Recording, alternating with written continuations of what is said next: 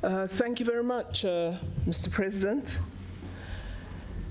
To the Acting President of the Pan-African Parliament, Honorable Chief Charumbira, His Excellency, our guest of honor, President Nana Akufo-Addo, President of the Republic of Ghana, the Speaker of the National Assembly of South Africa, Speaker Thandi Modise, the Dean of the Diplomatic Corps in South Africa, Ambassador Mpoko, Ambassador of the Democratic Republic of Congo in South Africa, honorable representatives of the Pan-African Parliament, members of the Diplomatic Corps who join us this morning, representatives of civil society present here, distinguished guests, ladies and gentlemen. I feel deeply privileged and honored to have the opportunity to welcome you all to our country, the Republic of South Africa, for this special occasion, and to also wish you fruitful deliberations. I'm particularly honored to welcome one of my favorite presidents in Africa, President Nana Akufo-Addo. Today marks yet another milestone as you open the 4th ordinary session of the 5th legislature of the Pan-African Parliament. I speak here with a sense of nostalgia. I am also one of the authors of the protocol, along with my colleague, the former Speaker of the National Assembly of South Africa's Parliament, Dr. Frene Ginwala. I was present in Libya when we began to put together the protocol that would result in the establishment of the Pan-African Parliament. I was much younger, much more beautiful then, but I'm part of that team. We were thrilled when during the African Union Assembly in Addis Ababa in July 2004, our heads of state and government agreed that South Africa should be the permanent seat of the Pan-African Parliament. Having been an author of the protocol, I thought I would become a member of the Parliament. However, sadly, I became a member of the executive in that year, and so I've never enjoyed this wonderful opportunity that you do. Since then, the government of South Africa has provided support to the Pan-African Parliament in line with the host country agreement. I wish to take this opportunity to assure you that as the government of South Africa, we are committed to continuing to provide support to the work of this important organ of our union, the African Union.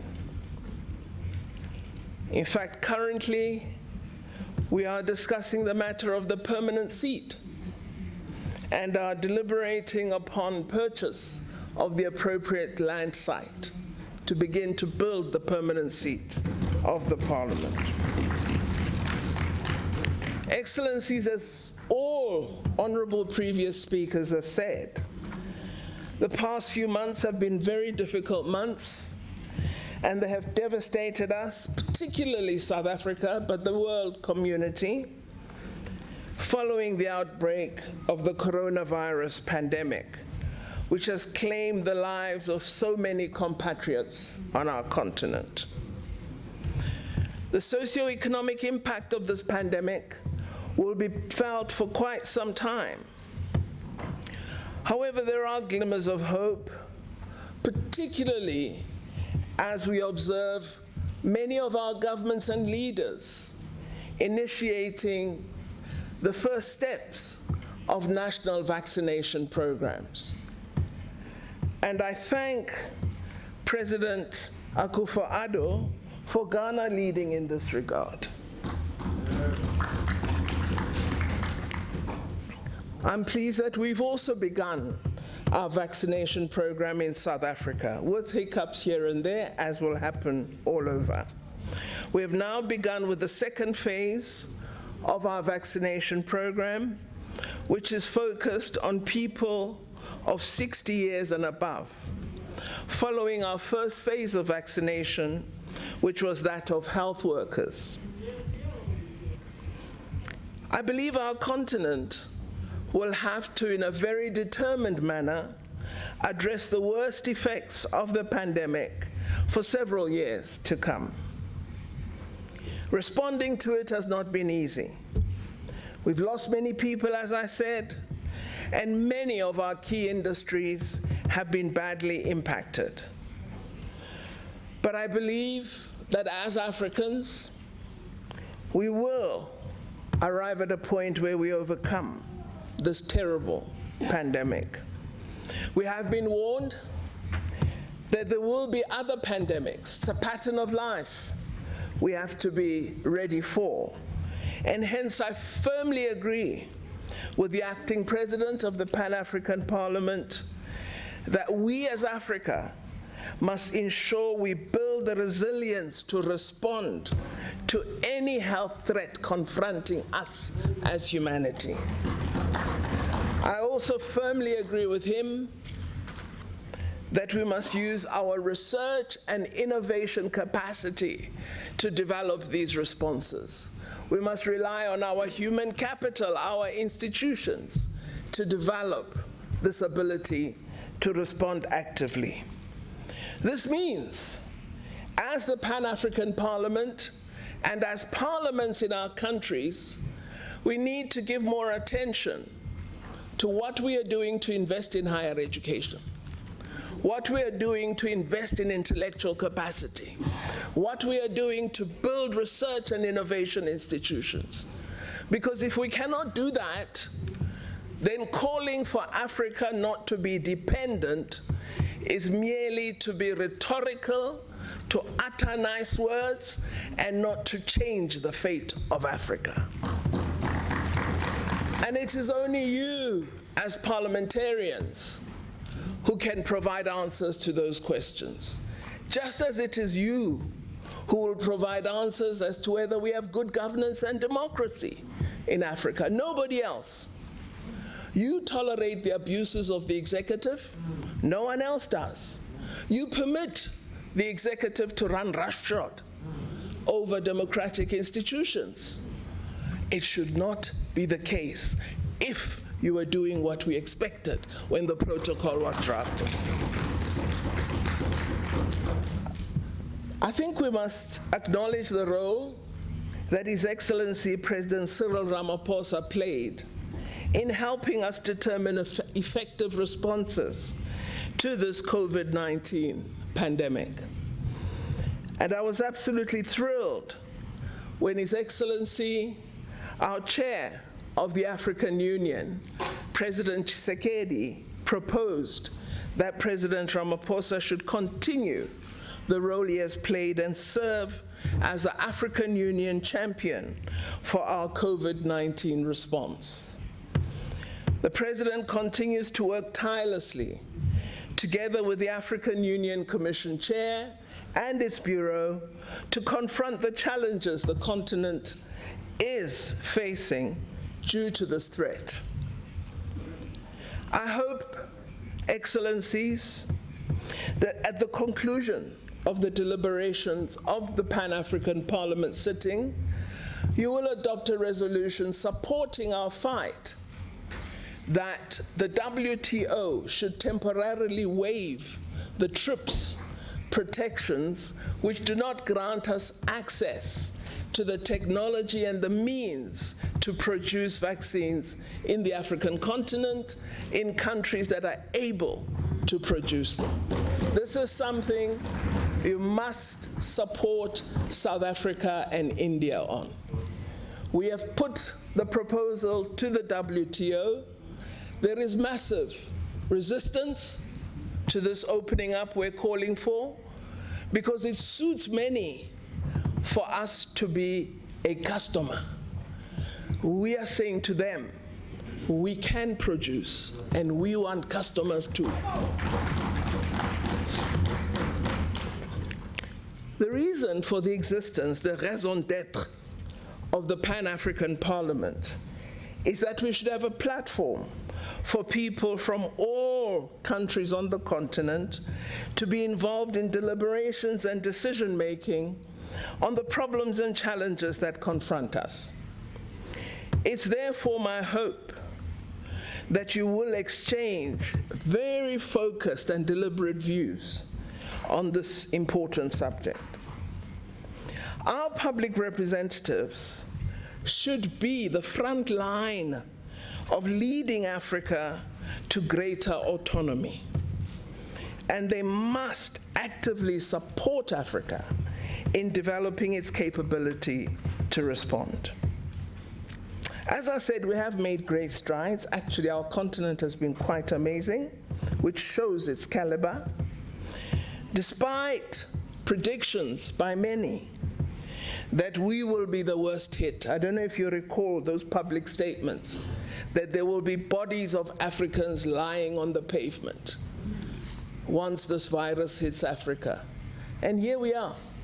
While indeed we've been hard hit, particularly South Africa, but the doom and gloom that was presaged has not occurred. Of course, this mustn't make us complacent. For me, what it does is raise the scientific question of why have we not been as affected? What should we do to ensure it remains so and gets even better? I think we also need to focus on new challenges and new opportunities. Africa shouldn't only be about gloom and doom. It should be about the future. It should be about opportunities.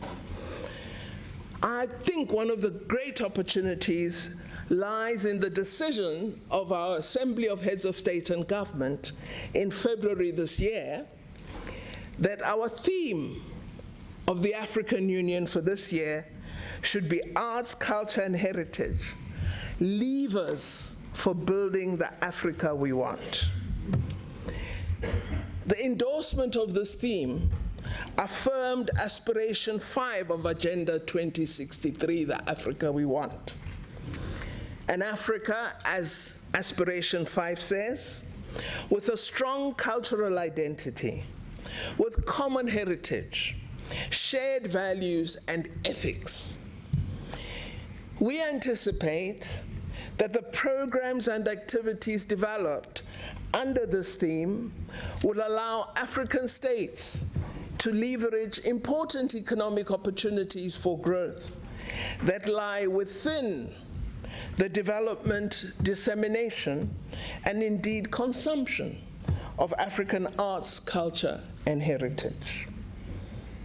I think there should also be clear evidence in this year and onward of a concerted effort to enhance the place of culture and heritage in articulating our common African identity.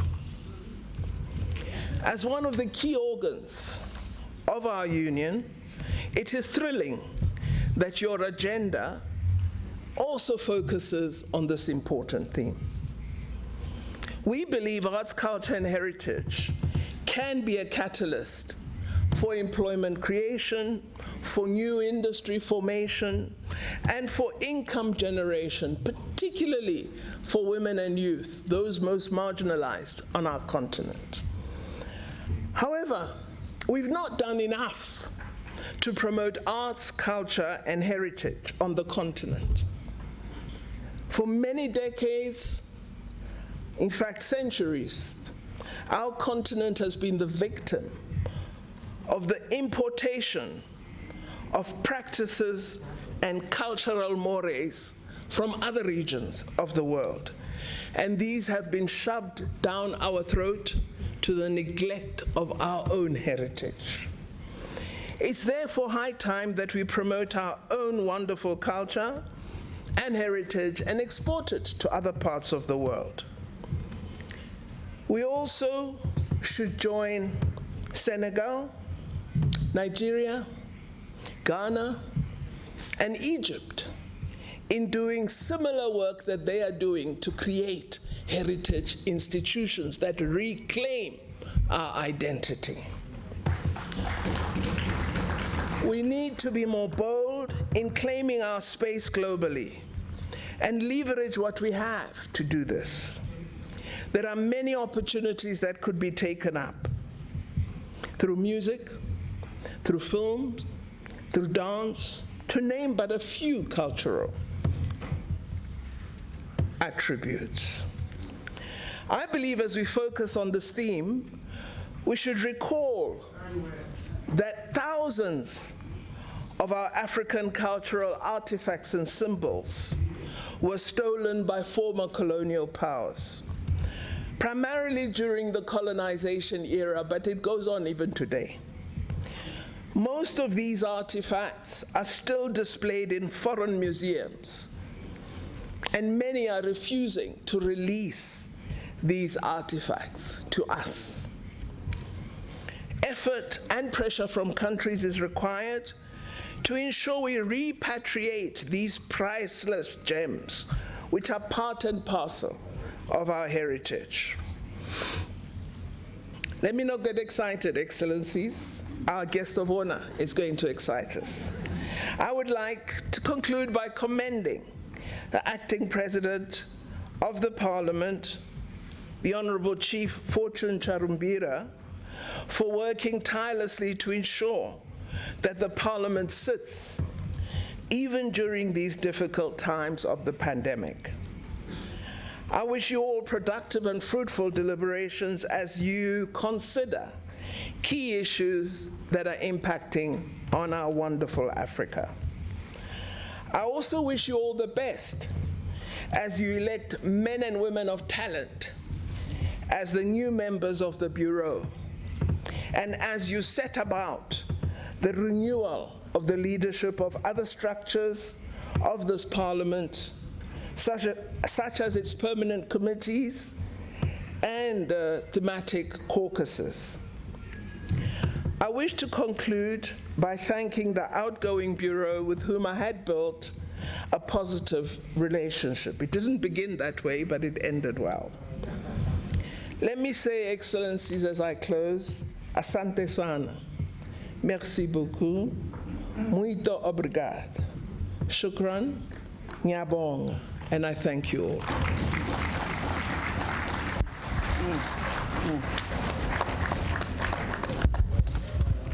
Thank you very much, Minister Naledi Pandor.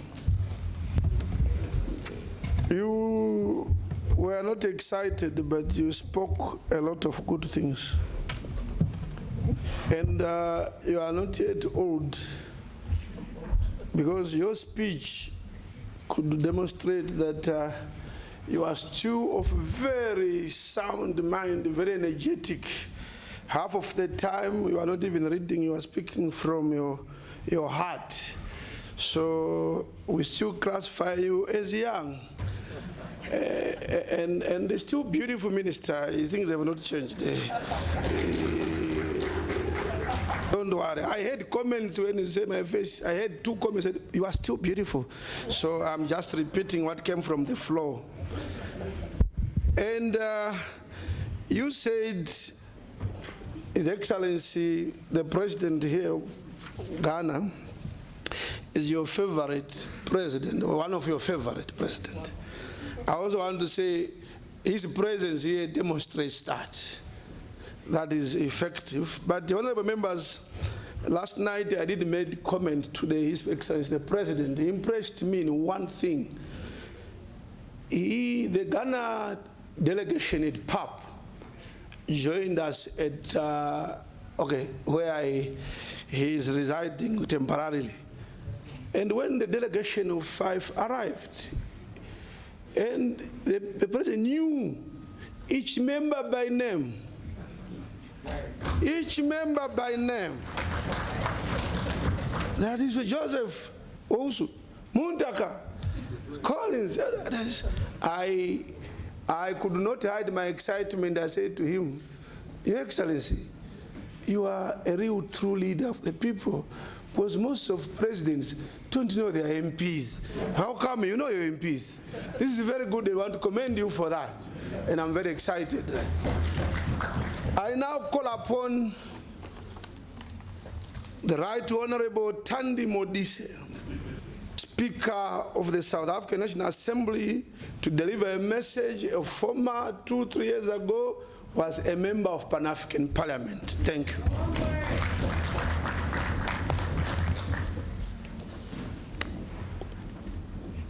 The Acting President of the Pan-African Parliament, the Honorable Chief Chirambura, Your Excellency Nana Akufo-Addo, the President of the Republic of Ghana, Naledi Pandor, Minister of International Relations and Cooperation in my country,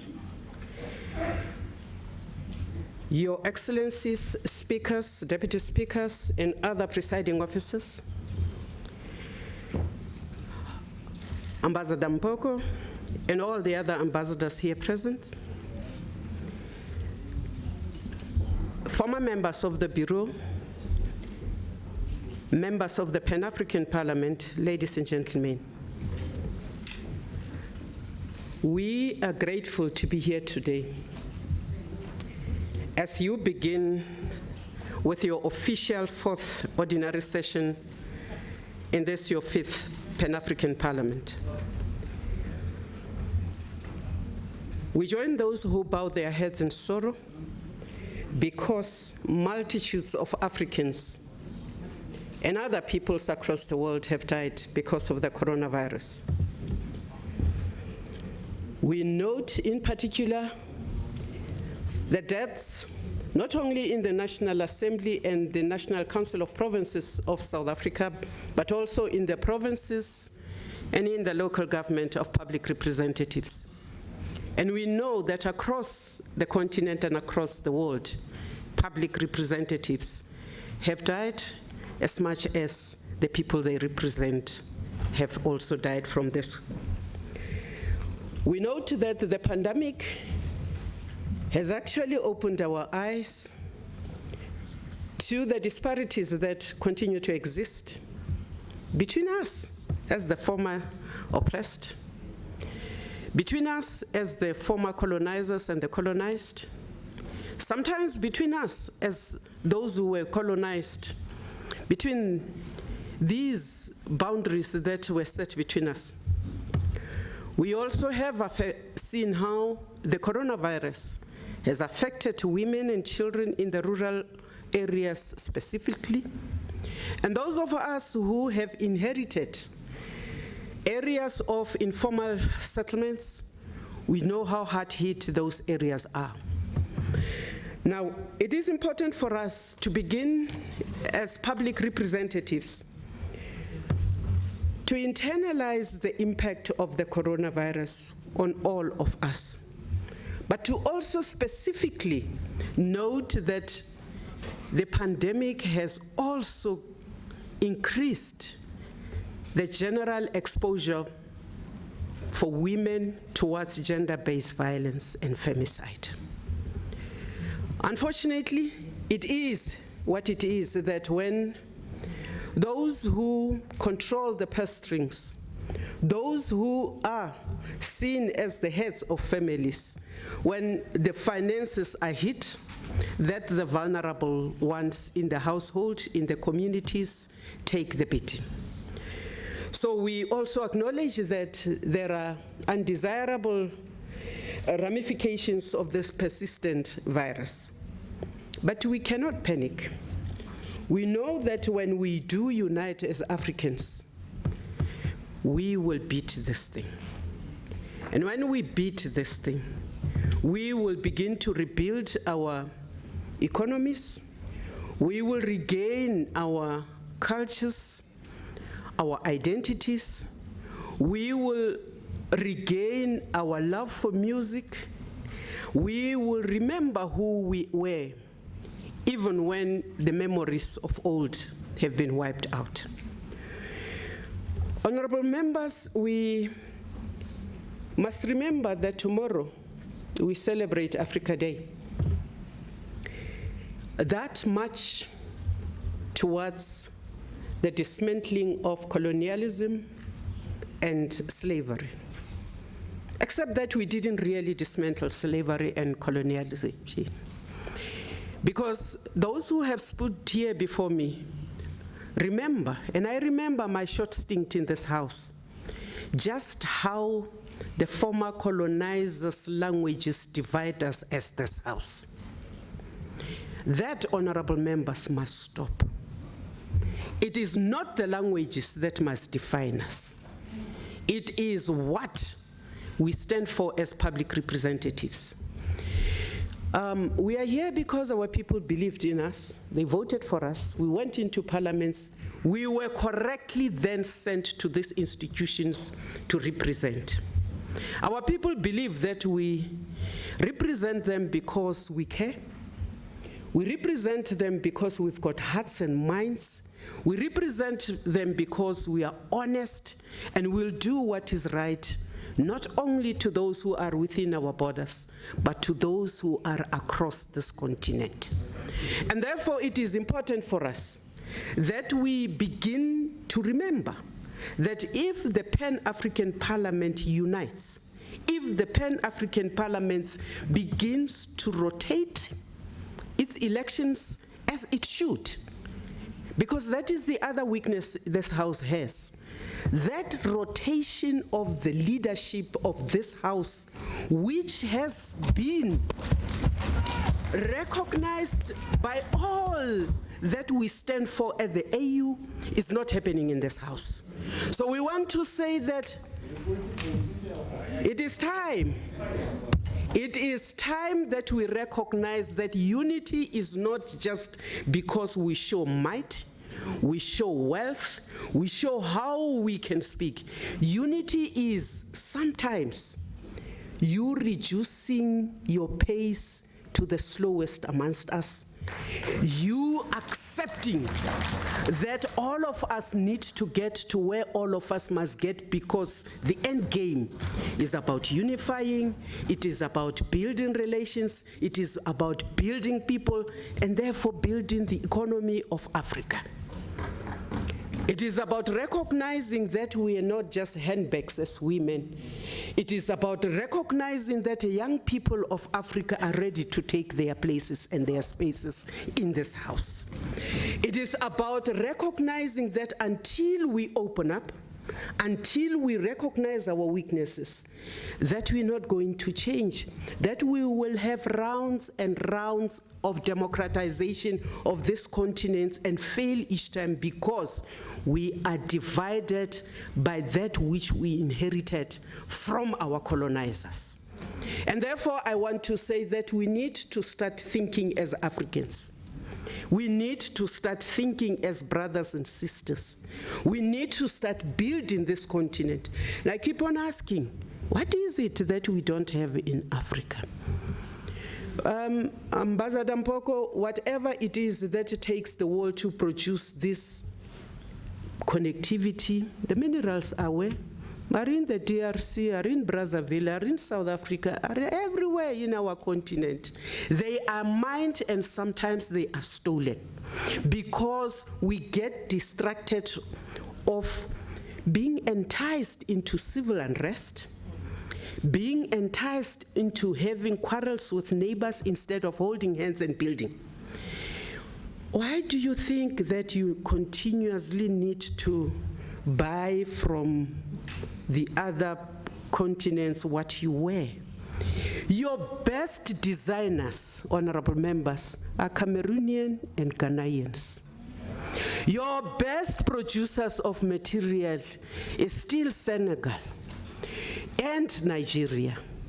But my favorite, Speaker Mativini, is the best tie and dye is still from Zambia. So what do we need? Why is it that I want to be defined by somebody else's culture? Why do I want to reclaim my identity but still smudge it and coat it with somebody else's identity? What do I say to my great-grandchild one day No, it was fashionable to jettison the African heritage. It was good to look and to speak otherwise. And I've not seen other continents adopting our cultures. I have seen Africans dumping their cultures for others. So I would say that it is important for us as we commemorate, as we celebrate, as we think of our foremothers who started the Pan-African Women's Organization. By the way, it came before the OAU.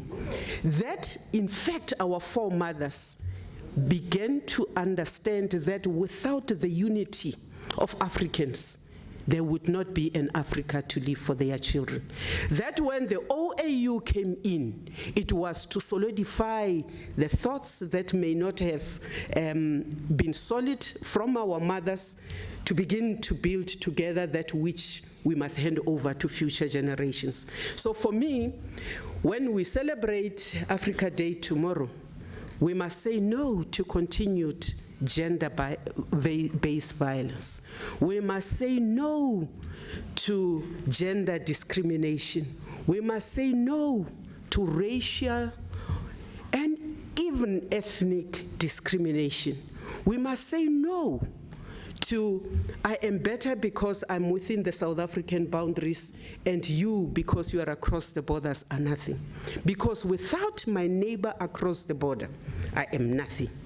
We are proud because we are looking at the Africa Free Trade President, and we are excited as South African women because our studies show that across the borders, those small traders, those people who make us understand our languages and cultures are women who must now be affirmed through this Africa free trade. We are proud because finally, I don't have to go to Lagos to buy that suit my brother. I will be able to see more and more legit businesses across. And what we should be stealing ourselves from is to talk about,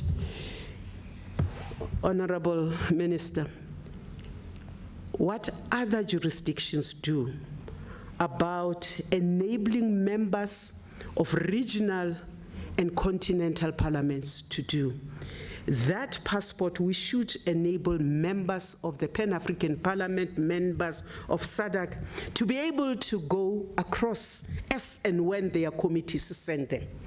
So we put in that as the National Assembly to you, Minister, to make sure that we do not have members who are unable to attend because the visas are not available. Members who are unable to rush through into Lesotho because there is something that needs to be looked at by members of. We want to make sure that that trust that the people give us, that those who can give us the means to enable us to go and do that which is important, they give us. We must stand because we respect the peace that we think we have. We must stand and be counted with those who do not experience peace. We must, as this parliament, be able to stand very firmly and say, it is enough. We shall not tolerate internal displacements of people. We shall not see our children trafficked. We shall not see people across the world selling our daughters as though they have no futures. We must say that we do believe that we are able to stand up and be counted with the people of Mozambique for peace. We must be able to say Ethiopia, Chad, Nigeria, Somalia, Sudan, the DRC, Mali. Amongst all of these, we stand with you. We stand with you against violence. We don't take sides. We want to see positive relations within countries. because they are important for any person to think and to develop. We want to say that in the same vein, we stand very firmly with the people of the Western Sahara, because what they do ask for is simple coexistence and self-determination. Therefore, we stand with them. Over the last few days here in South Africa, we have seen horrifying pictures of Palestinian children and women being shot at. We stand against this. We want to see the peace that we speak about in our own homes, in our streets, in our communities, being extended to the child, to the woman, to the ordinary man, both in Palestine and in Israel. Because where we stand, solutions must be found. Where we stand, we cannot have peace in one part of the world and watch on and let other people be killed. So for me, it is important that as the Pan-African Parliament, as we do intend, Honorable Chief Whip of the majority in the National Assembly, we do intend to go to Palestine. We do intend to give solidarity. But our trip to Palestine will not exclude a visit to Israel, because it is important that parliamentary diplomacy is seen for what it is: to unite, to fix, to push forward for progressive energy, for future. We want to join you, Minister Pandor. We cannot allow the continuation of the haves versus the have-nots, even in death. And therefore, we stand firmly against vaccine apartheid. So we want to say, whatever it is that needs to be done, we must stand with our governments to ask for that, to call for that, to advocate for that. We join hands as Africans to look at the disparities of income gaps, to look at faltering economies in the continent. We are much weaker when one country is dependent wholly on a foreign donors to run its own affairs. It is almost like we mortgage our souls when somebody else foots our budgets, because then the old thing of the piper comes into play. We want to say that for us as Africans to begin to consider ourselves as equal human beings under the sun, we need to begin to act like that.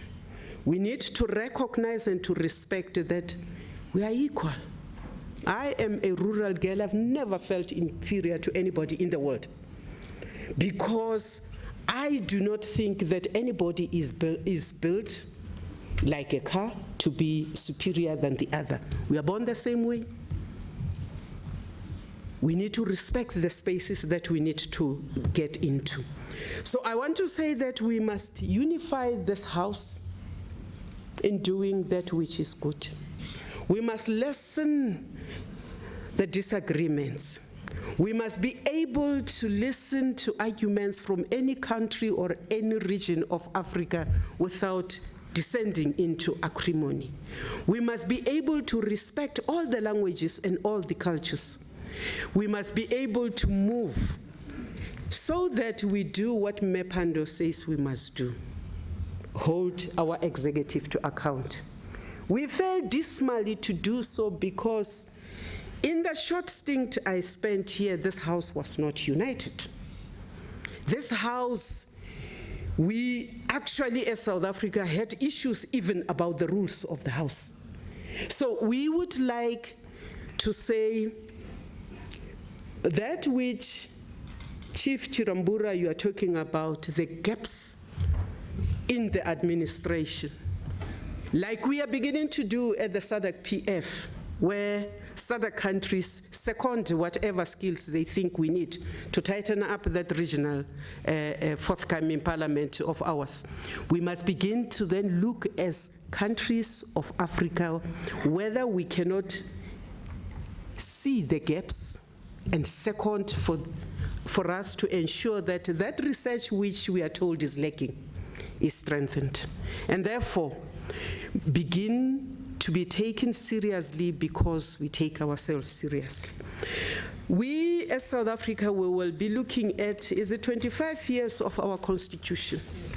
This constitution of ours has enabled me to stand here proudly because overnight I was recognized not just as a human being, but as an equal woman and child, as a person who can speak any language because there is no superior language in South Africa, as a person who comes from any corner of South Africa because it does not matter where you come from, it applies the same way.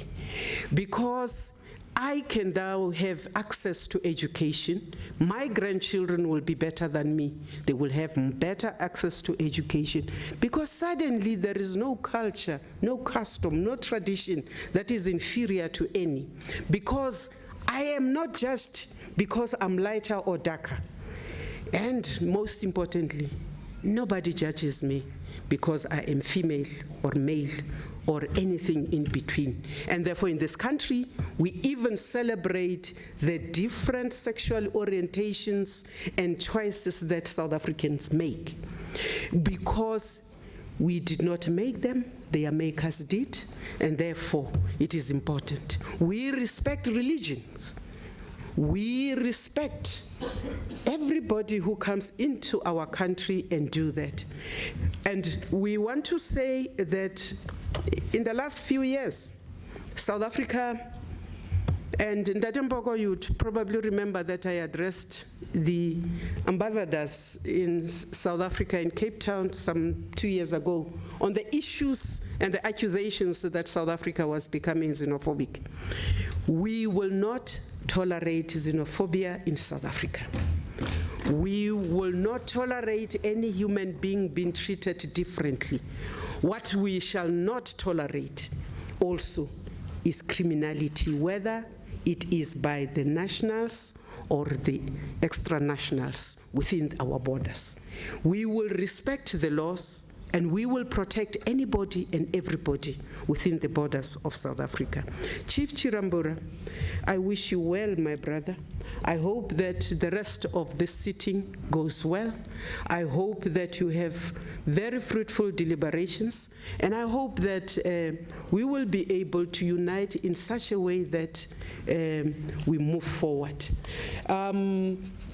President, I have been listening to you on TVs.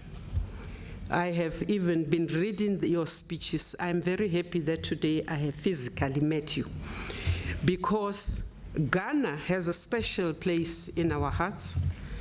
Nigeria has a special place in our hearts. Hell, which part of Africa have we not been staying in? Almost all of Africa, and therefore, if you look at South Africans, you see us as those who think we belong to Africa and Africa belongs to us. Thank you very much.